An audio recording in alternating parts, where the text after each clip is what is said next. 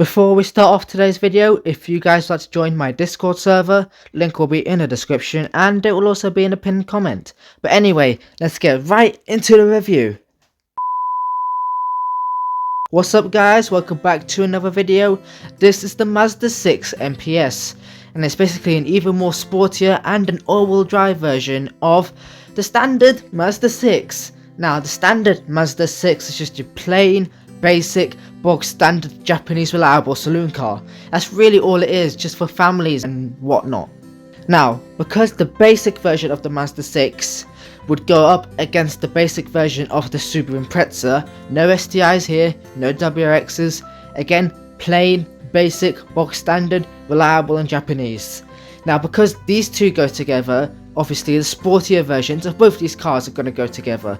So obviously it's a rival to the Subaru Impreza WRX STI. Both have around 260 horsepower, both have all-wheel drive, both are saloon cars. So let's see how it goes.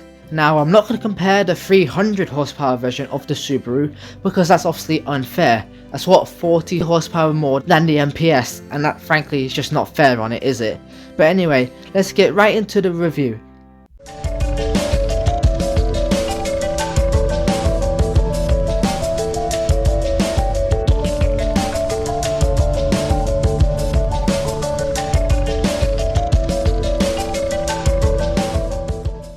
So, when it comes to the exterior, it's obviously a bit different compared to the standard 6.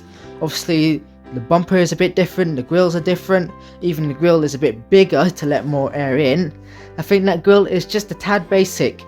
I'm talking about the grill with the Mazda badge. It's just like an ordinary saloon car, it's not sporty at all. But all of this does come to a thing, so I'm going to come to that in a bit. When it comes to the side profile, once again it kind of looks like a Mazda 6. Just with a few sporty tweaks to it.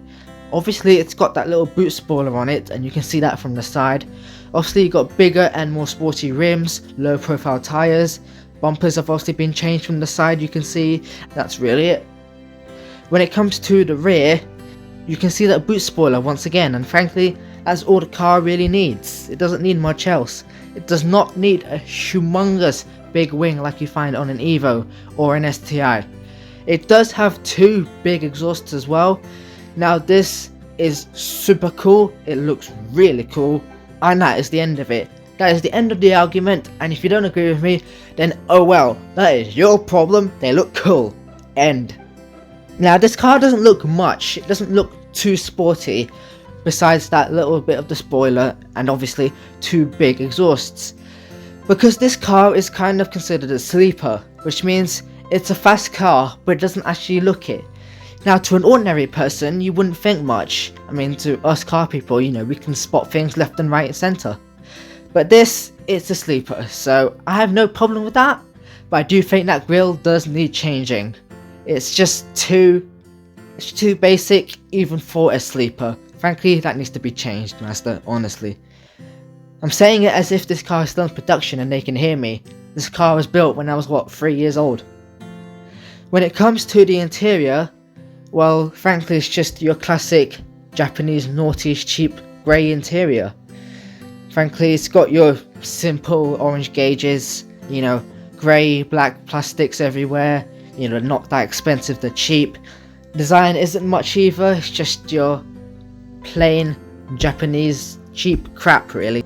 I can't really say much more than that if I'm being brutally honest with you. It's just that, it's just what it is. That's it. When it comes to the performance, it has a 2.3 litre inline 4-cylinder with a turbo, 256 horsepower and 280 pound-feet of torque. Of course it's all-wheel drive, as I have already mentioned. It does weigh more than 1500 kilograms. So many specs on the internet, I really don't know which is true, I don't know which is wrong. So many, I don't know what to go for. So we're just going to stick with this 1500 kilograms plus with 3 question marks. Because frankly I don't know what it is, but we know the rough weight to be this, so we'll just have to take it on the foot with this one. Gearbox is a 6-speed manual, 0 to 60 is in 6.4 seconds, and the top speed is 149 miles an hour. Now the 260 horsepower Impreza does do 0 to 60 in 1.2 seconds less, roughly. It is considerably faster, and I'm pretty sure there's a reason for it, but either way, it's still a bit slower. Top speed is very similar. The Impreza has 151, 152, this is 149, so not too bad on the top speed front. When it comes to the practicality, I can't really find any specs anywhere. Like literally nowhere shows the proper boot space of the Mazda 6 MPS. Well, frankly, looking at this image, it's not a tiny boot.